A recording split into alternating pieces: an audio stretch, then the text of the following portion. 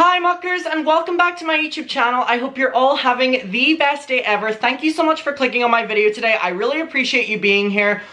We have an intense one today, and I very much so mean it. Even Garfield is a little propped up and he's ready for the drama. But basically, today is going to be a very bizarre one because we are going to be talking about two very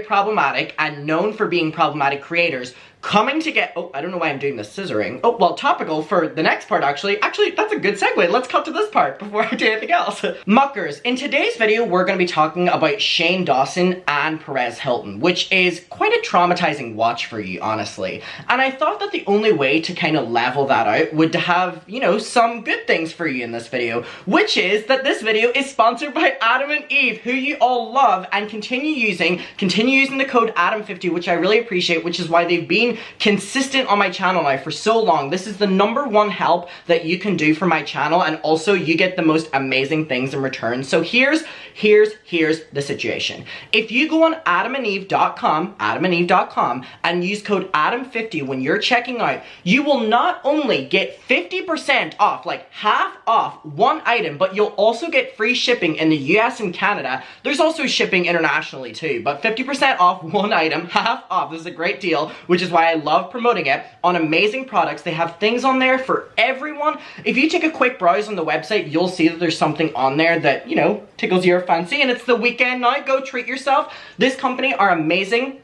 A lot of their proceeds go helping the, you know, fighting the spread of HIV all around the world. Also, 90-day no hassle returns, 24/7 customer service, a list of amazing products. Not even if you're in a relationship, for yourself as well. There is so much on there. So again, if you're gonna go on there and you're gonna check some things out, which you will if you go on, because again, amazing. Use code Adam50, again, half off, 50% off one item and free shipping in the US and Canada, shipping everywhere else for the international girlies like myself. But yes, you will absolutely love the site. I know that a lot of you have. Again, this is the biggest thing you can do to support my channel, and I really appreciate not only Adam and Eve for continuously coming back, but the muckers for showing their support and also having a good time in the process of it. adamandeve.com, code Adam50 for the most amazing deal ever. Thank you so much, Adam and Eve, and thank you so much, muckers. And look how camp and pretty the packaging is. And again, once you go on this website, you'll be hooked, which I know a lot of you already are. Okay, now back to the disaster of a video. I had to balance it out with some good news as well. Adam50 on adamandeve.com. Love you, Adam and Eve. So yes, we're going to be talking about two very problematic people today, Perez Hilton and Shane Dawson. So Shane Dawson recently went on Perez Hilton's podcast. It is aptly called the Perez Hilton Podcast. The imagination is brewing, Perez. So yeah, we are going to be talking about what Shane says on there. The overall podcast is an hour and 6 minutes. I'm not going to go through the entire thing with you, but I can let you know that I have listened to this podcast twice over. So Perez, you're welcome for the streams. And also, if you would want to go listen to this entire thing, you can. I'm going to be listening to around 10, 12, 15 minutes of it from Shane talking about the cancellation, and he's kind of changed his opinion of it. He actually says that, you know, I take accountability, I take, you know, my ownership for it, but also I kind of want to flip it a bit to be like, y'all were the ones that were watching the content, and y'all were the ones that allowed this kind of stuff on YouTube, and I have a problem with that, clearly, and I'm going to talk about that. So it's within this kind of section that we're going to be talking. But again, if you want to listen to this is on all streaming services. You can go listen to the entire thing. I'm going to be reacting to, watching this for various commentary purposes. I have one of Gomez's fucking cat hairs stuck to my nose, so I'm trying to get rid of that before we film, or else I'll be doing this the entire time and everyone's like, Adam's picking his nose. No. Anyway, alright, okay, so let's get into it. So I'm going to be listening to this on my speakers. Let me connect. It was already connected, but doing this kind of makes it look like I'm really professional and I'm like snap of the fingers. There's a huge team around me and they connected it for me. That is not the truth. I had it pre-ready and it's only me and Garfield here. Really high budget, you're so welcome. So let's get into it. So again, this is on the Perez Hilton podcast, and it is from podcast 1. You can go listen to the entire thing. It is quite lengthy, but we're only going to be focusing on this section. We are going to be listening, stopping, talking, all the rest. You know how this works. Let's get into it. Let's destroy them. Yes, the one and only, the icon, Shane Dawson. Sorry, I don't mean to stop already, but in the introduction, which I've skipped past, Perez Hilton introduces Shane Dawson as a survivor. in reference to being cancelled over actions that Shane did himself. He is introduced on this podcast as a survivor. You know the way he made all of those content about animals, children, all that kind of... Shane Dawson is the one who is the victim here. So, starting off on a great note. Alright, okay, here we go. I want to share with you my sincere and deep appreciation for taking your time to do this, because unless I'm mistaken, I don't really think you've done many interviews recently or at all over the last year or so, have you? No, I mean, He hasn't. I've been watching and listening to your podcast since you started for like 7 years. So for me, I was just so excited. Like, I mean, just to be on it. Sorry, I'm nervous. I'm just excited. This is so weird. I feel like I know you. Like, I've known you for like 10 years or like 12 years, kind of. Anyways, sorry. But we've never met, which is also weird to me. It's not weird because I don't leave my house because I don't really have a social life. But but no. But you have a fiance, so who needs a social life when you have your soulmate? When you have Ryland Adams, who would ever need to leave the house? You're right, Perez. You have kids, and they kind of take over your whole life, and I'm like, this is great. Like, I have kids, a dog, fiance. Well, let's talk about the now. You moved. You're living in Colorado, right? True. Mm-hmm. Yeah. When did you move? I feel like I'm on a call with them. Oh man. You're here. Well, okay. Let me think. So 2020. So it was after the pandemic began. It was after that. Yes. So I'm not laughing at the pandemic, but I am laughing at just 2020 in general. Laughing at the cancellation. Yes. That was quite a year. So it was, honestly, looking back on it though, yeah. Okay, I'm trying not to make jokes about it. Yeah, it was crazy. I wouldn't make No, I jokes. think laughter is healing. And, Yeah, Perez, but not what we're dealing with Shane. I'll be honest. Means enough time has passed that you have a healthy perspective on things. Yeah, I mean, honestly, like, even when everything went down, usually I'm somebody who can make a joke really fast, like, right after something happens, just to get through it. And that's what got you in trouble, baby this boy. was the first time, it took me like 6 months to really laugh at it, and now I can really laugh at it, but... Oh, good to know that Shane laughs at all the things that he upset people over. Good to know, Shane. Good to know. Things were pretty dark for 6 months? Oh, yeah. Yeah, I mean, so, okay. And you know what's so funny is you DM me.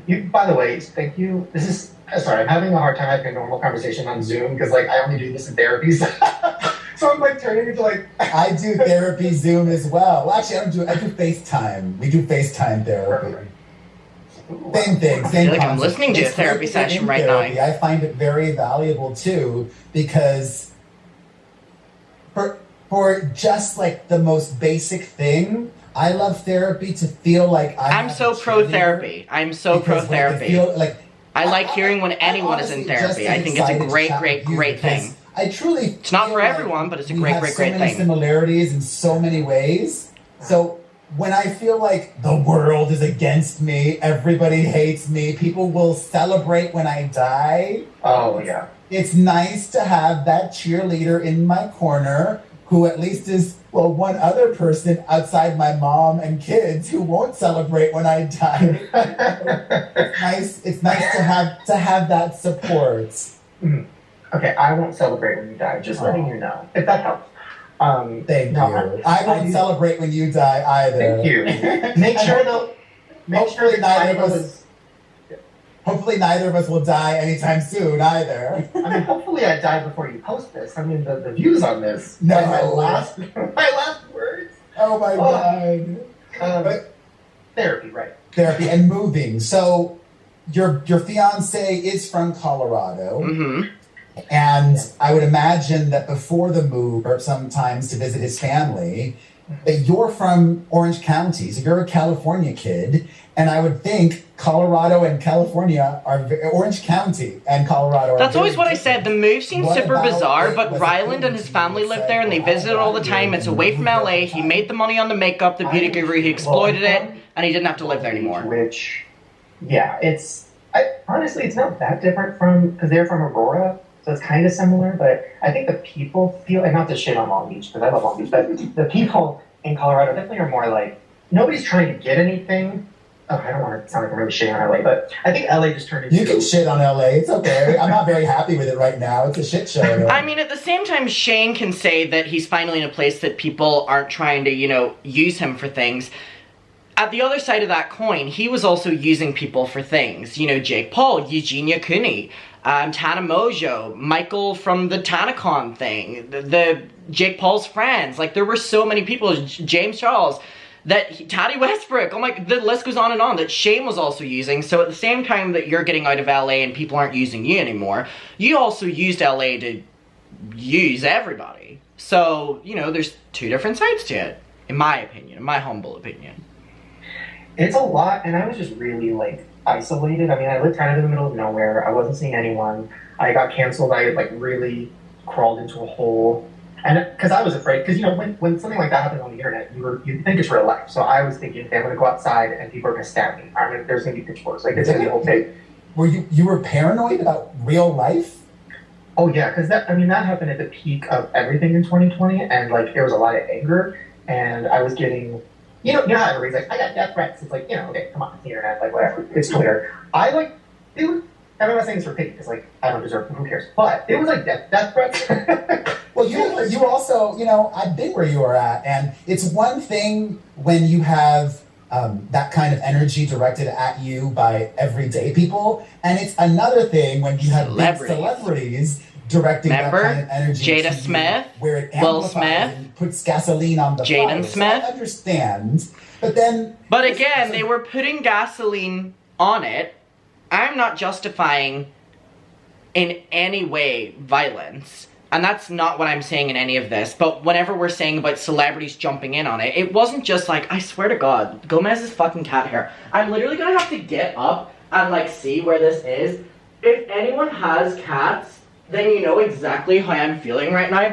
Whenever it's sweaty, we're in the UK, my face is sweating, and I walk around and Gomez's cat hair and it's stuck to my face and I can't get it, so... I love having a rag doll. They're great. But anyway, whenever celebrities are adding fuel to the fire, the celebrities were responding to a video of you getting off to their 13-year-old daughter. So it's not just them being jumping on the Twitter bandwagon. It's them responding to something that you have done. So I wouldn't necessarily say it was just celebrities jumping in on it. It was them reacting to things that you have been making tons and tons of money off of for years upon years, 10 plus years. So, a little bit of context missing. Thank you very much. You just brought up being canceled organically yourself. But what I'm curious is, I've known Shane Dawson for a long time, and you had a long, amazing career. You had been canceled before that. Why did this time feel different to you? I mean, okay, there's two things. First thing, and I don't want to get too woo-woo about it, but I really do think the universe and God, or whatever, really planned it this way, because I was at a point before I got canceled where I didn't want to be around anymore. I was so burnt out. I mean, Wait, pause. You were so burnt out that you were depressed? I understand, when you think something has happened for a certain reason, but I really don't appreciate when someone's saying that the universe had a plan for them, and the plan in question was being cancelled and having the internet turn on you because they're finally seeing all of this horrifying content that you've profited off of. I don't necessarily know if that's the universe having a plan. And he's saying all this to be I really needed this to happen. You really needed to be extremely cancelled because of all of your entire career's worth of content was point blank piss.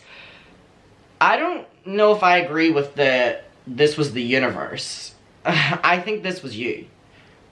Okay, but alright. Suicidal? Just from overworking?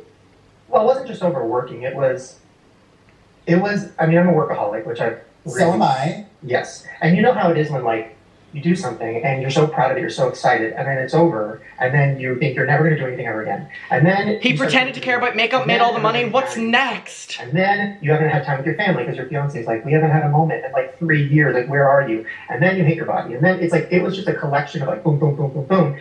And it got to a point where, that's when I started therapy. And good, therapy's eating good. disorder and all the other stuff.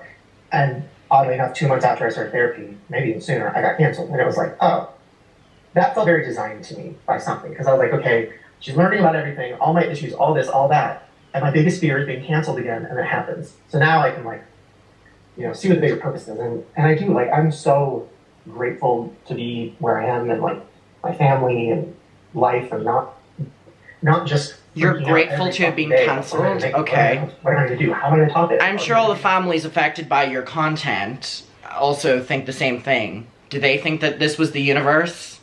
Do they think it was the universe? Do the Smith family think this was the plan of the universe?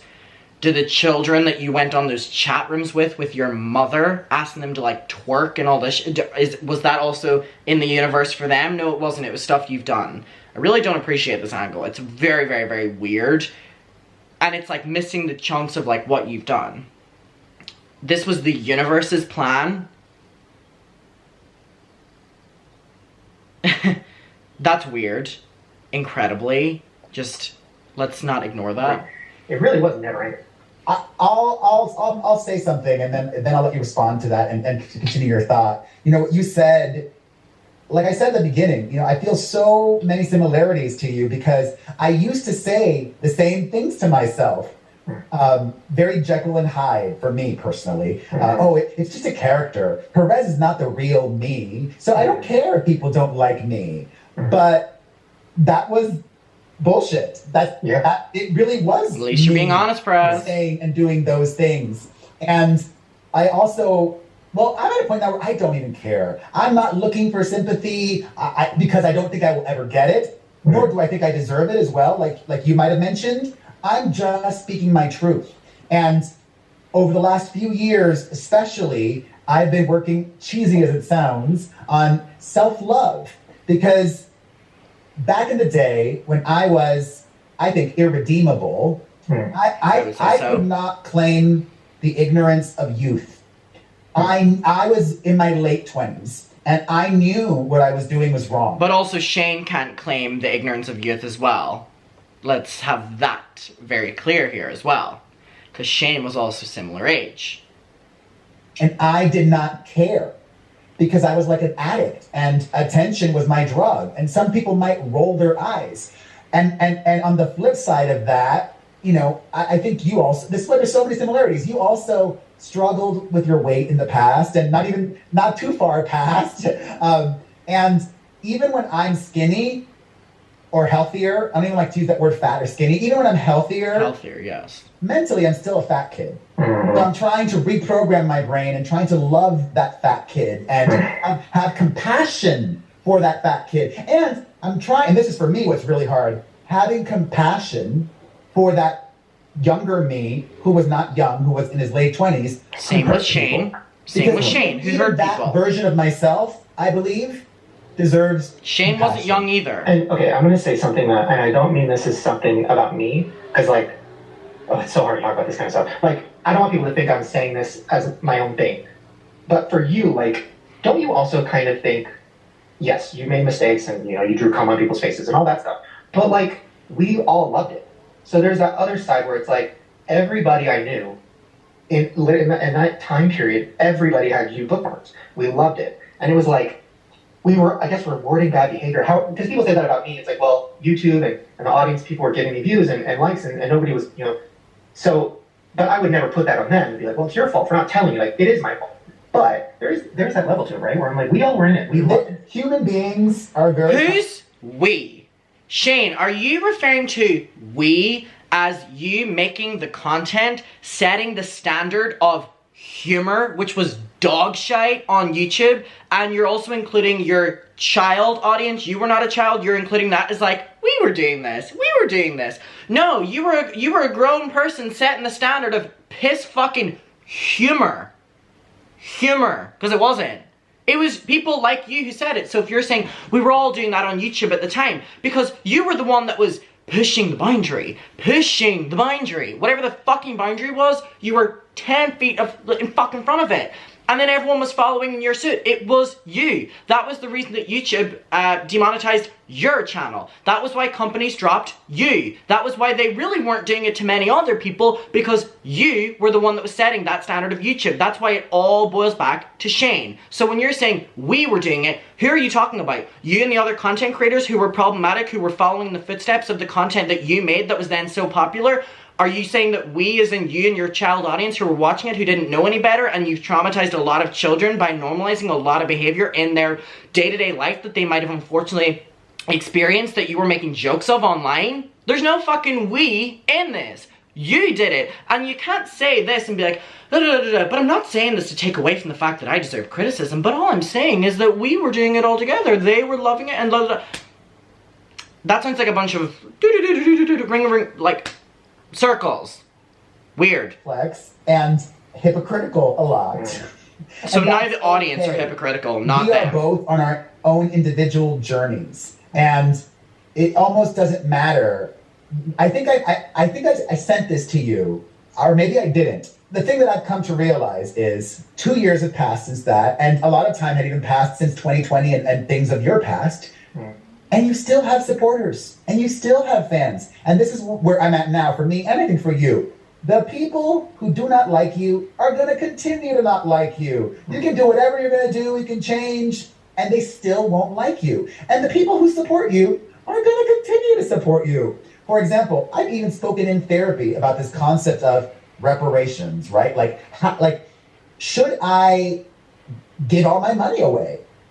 I've actually discussed that and thought about it, and I think even if I gave all my money away, that would not be enough for people. They'll think, okay, that's nice of him, but that doesn't erase his past. He's still an awful human being. What a stupid thing to do, or whatever. I just accepted that, for me, I'm not trying to forget the past, or erase it, or even change it. And I'm not going to pull a Kevin Hart either. You know, if somebody thinks that I change things you've done in the past, I'll apologize. Right. Still, but I'm not gonna self-flagellate. I'm not gonna continue to beat myself up because then they. I love this conversation of Perez Hilton and Shane Dawson being like, we wouldn't change the past. We wouldn't. Because I know that a lot of people are like, I would never change anything in the past. It brought me to where I am now. But if I was where Shane and Perez Hilton are, I would want to change the past. I'm sorry. I don't know if that sounds awful, but I would want to change the past. I would want to go back and never build my career off of that. Deserve to that's live just life me. Too. I deserve to learn, grow, and change, and be happy. And I think that's where I'm at now. And I think that's where you are at now, living a very different life in Colorado with a fiance and about to have a baby. So tell me where you're at. After being able to fund that life because of that style of content. That's why he's not doing it anymore. Because he's already made the money off of all the content to kind of live without having to make it again. Ta-da! That's it, summed up. In case we're not all up to par here. Because it's been 2 years, what have you learned from that experience and over the last 2 years?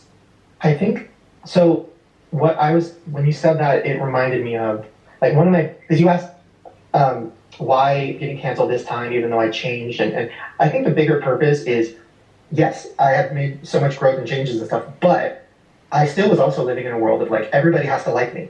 I want everybody to like me, because I'm not a bad person, so, like, people think because I've dealt with hate my whole life and career, and it's always that thing, like, I want people that hate me to like me, which is toxic, you know, like a hater will say something and I'll DM, this was years ago, DM them, talk to them, and, you know, oh, they like me now, like, it's dark, right? Like, why do I do that? Is this like whenever you ruined Bobby Burns' career and life by putting him as the hater in your videos and then turning your audience against him? And never giving him any support after giving him this huge platform? Is that like turning your haters into lovers? Is that the kind of arc we're talking about here? Alright, just to keep up speed. And being a people pleaser and all those things, but in therapy I learned it's about control. Like, I was trying to control how other people felt about me, and that's so fucked. Like, that's so, you know, and yeah, it's childhood stuff, you can't control your childhood, like, I was a bedwetter and all these things, and all, you know, all the typical Dr. Phil bullshit, but for me it was like, I can't handle when somebody doesn't like me, because I can't control how they feel about me, and that's a really dark thing, and especially during the documentaries I was doing, you know, trying to show the good in everyone and trying to, you know, all these things and positive. Yeah. Like, what was that going to lead? And you were being a mediator and trying to, like, help people and maybe. But he wasn't helping people. He was helping himself. The Eugenia Cooney series. He made a series when Eugenia Cooney was still in recovery saying she recovered. Who was that series helping? Shane Dawson. When he made it about Taddy Westbrook, James Charles, Jeffree Star, who'd that help? Him. Who did it ruin? Taddy Westbrook and James Charles. Like... Alright, but if you want to say that you helped, go for it. I had my initial thought, but I might have a different thought now, which is you were an OG YouTuber and very successful at that. And then around the TanaCon docuseries, you had a second moment, even bigger than your first moment, actually. You became one of the top, you were always a popular YouTuber, but it wasn't like PewDiePie level, right? Or like the top three, and it seemed like you got this rebirth. So maybe, perhaps, and I'm playing your psychologist now, maybe it stung more because you said, wow, I did it. I turned things around. I'm having a Cinderella moment. And then shit, it's all going down to the crapper, but I don't deserve this. This isn't right. I've already apologized. I've already grown. Can't people see that? And it sucks that a lot of people can't see that. But the people that matter, your supporters, can see that. And I love that you did all of that. No, his supporters can't see that. That's why they're still supporting him. You're back to doing what makes you happy and only what makes you happy, which I would imagine you're aware it might have less reach, but it makes you happy. You're doing you've even got a podcast dedicated to conspiracy theories. My roughest thing is that I've always wanted to make movies, and even when you get to the pinnacle YouTube stuff, there's still that thing of like, well, I'm not making movies. You're not good enough to make movies. Nobody's giving you money to make movies. It's like, it's never enough, right? And especially when I was getting the most views, I was the most depressed. I was the most anxious. Because so now he's talking about he was actually the most depressed in his career whenever he was making the documentaries. So, contrary to what people believe, he was actually the most sad whenever he was at the peak of his fame in 2019. The same way he made so many people sad behind the scenes and ruined their lives. Teddy Westbrook. Oh, that's shocking to me. You didn't have an editor? You did it all yourself? I had somebody I was working with that we would edit together and stuff, but... Go on, speak Andrew's name, baby. Speak his name, baby. But it was more like, because I was doing things that were real life, and I get a lot of shit. People are like, oh, they're not documentaries. Like, no, they're not, because I like to edit them like a movie, have music, have B-roll, all these things. Thank you. But they are real life. Like, I would be involved in these people's lives for months, because I would shoot with them. That's a vlog, baby. That's a vlog. That's a vlog. And I would help them personally off camera, and then there could be drama, because if it's a dramatic YouTuber, now there's their people and there's drama because you're causing it, like including the Taddy Westbrook, James Charles in your trailer of your series for your makeup brand that you never included in the final episodes because you just wanted people to watch for the drama, didn't include the drama, then sold and made money. So you were creating the drama. If we're gonna be technical here, if we're gonna be technical. Like everybody's narratives that like. Yeah, it's energy. So that energy, it's like you're on the hamster wheel and you start to go faster than inertia, and it starts to go even faster, and it does consume you. It's like old me, or not even old me. Listen, I'm not perfect. Sometimes I'm crazy. I own it. Like still today, I can get people worked up, even though I've changed, and I'm crazy because most other people would run away from that. But when I get people worked up, still this day, while not being nasty or cruel, and if people get worked up, I lean into it. So it sucks. All right, good for you, Perez, and good for you, Shane. Muckers, let me know your opinion on this. We can talk about this below. Again, thank you so much for joining me, spending a little portion of your day. I really appreciate your company. And again, make sure to use code ADAM50 on adamandeve.com for 50% off. And one item, free shipping in the US and Canada, shipping everywhere else as well. Thank you so much, Adam and Eve, for sponsoring this video. And Muckers, thank you for watching. And I'm excited to film another video after this, actually. I'm in a very filmy mood today. All right, I love you. Let me know your opinion on this below. My God, how exhausting. I love you, bye.